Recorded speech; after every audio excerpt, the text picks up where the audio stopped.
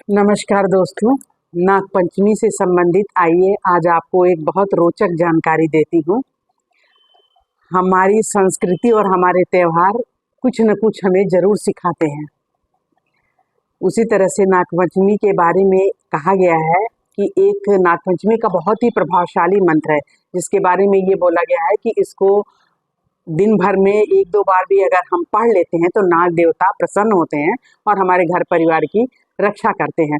तो अगर थोड़े से मंत्र से अगर किसी को प्रसन्नता मिलती है तो उसमें हर्ज ही क्या है। आइए वो मंत्र जानते हैं।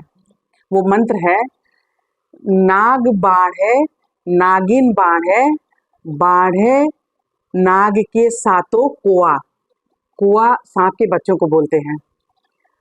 बाढ़े बड़वा भैया जैसे है आस। गांव देहात की भाषा में कब अगर किसी पशु या जानवर किसी के अगर अंग कट जाते हैं तो उनको बाणा बोलते हैं। तो और ये इस मंत्र के पीछे की एक बहुत ही रोचक कहानी है। कहानी सुनिएगा जरूर, आपको अच्छा लगेगा। एक गांव था, उस गांव पे एक परिवार रहता था। उस परिवार के घर में नाद के नीचे नाग नागिन ने बच्चे दिए थे। घर की मालकिन ने जब इसको देखा तो वो अपनी बिटिया से बोलती है कि इसके नीचे नाग नागिन का परिवार है और तुम इसको छेड़ना नहीं, छूना नहीं। एक दिन किसी काम से घर की मालकिन बाहर जाती है और बच्चों का भोला मन, जिस चीज़ के लिए मना करो वही बच्चे करते हैं। तो उस बिटिया ने उस नाद को उठाकर उसके नीचे देखने की कोशिश की और जब वो नाद को उठाती है तो वो जब नीचे वो नाग नागिन और बच्चों को देती है तो डर से उसके हाथ से नाद छूट के गिर जाता है और गिरने से नाग के एक बच्चे की पूंछ कट जाती है। दिन बीतते हैं, जब नाग के बच्चे बड़े होते हैं तो जिसकी पूंछ कटी थी वो अपनी माँ से पूछता है कि माँ मेरी पूंछ कैसे कट गई।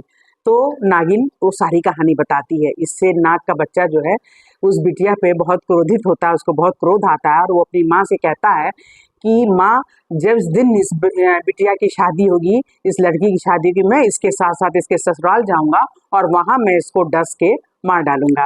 जब ये बात बिटिया की माँ के कान में पड़ती है तो वो नाग के बच्चे से बहुत मिन्नतें करती है, निवेदन करती है, बहुत मनाती है, उसको माफ़ी मांगती है, लेकिन वो मानता नहीं है। नागिन भी बहुत समझाती है लेकिन वो सांप का बच्चा मानता नहीं है। दिन बीतते हैं, एक दिन बिटिया की शादी होती है और वो अपने ससुराल चली जाती है और नाग का बच्चा भी उसके पीछे पीछे ससुराल जाता है और रात में उसकी चारपाई के नीचे जाके छिप के बैठ जाता है। और रात में जब वो बेटी जो है दीपक बुझा के जब सोने जाती है तो उस समय दीपक को आंचल से बुझाया जाता है। तो वो दीपक को अपने आंचल से बुझा रही होती है और यही मंत्र पढ़ती रहती है कि नाग बाढ़े नागिन बाढ़े बाढ़े नाग के सातों कोआ और बाढ़े बड़वा भैया जैसे है आस। बड़वा भैया यानी वही जो नाग का बच्चा जिसकी वो पूंछ कट गई थी। तो जब ये मंत्र वो सांप का बच्चा सुनता है तो उसको बड़ी प्रसन्नता होती, खुशी होती है कि अरे मैं तो इसको काटने आया था और ये तो हम सब के भलाई के लिए और हम सबको आगे बढ़ाने के लिए, मेरे परिवार के लिए और मुझे बढ़ाने के लिए, मेरी भलाई के लिए ये तो प्रार्थना कर रही है, ये तो मंत्र पढ़ रही है, आगे बढ़ा रही है हम लोग को, हम लोग की प्रसन्नता के लिए, वो करने के लिए। तो वो इतना खुश होता है उस मंत्र से, उस लड़की से कि उसको बिना काटे ही लौट आता है घर और घर आकर अपनी माँ से कहता है, नागिन से कहता है कि माँ वो लड़की बहुत अच्छी है, वो तो हम लोग की भलाई के लिए, हम लोग को आगे बढ़ाने के लिए वो तो प्रार्थना कर रही थी, ऐसा ऐसा मंत्र पढ़ रही थी, तो उससे मुझे बड़ी प्रसन्नता हुई और मैं उसे बिना काटे ही लौट आया। तो फ्रेंड्स, ये है नागपंचमी से संबंधित ये प्रभावशाली मंत्र और ये रोचक कहानी।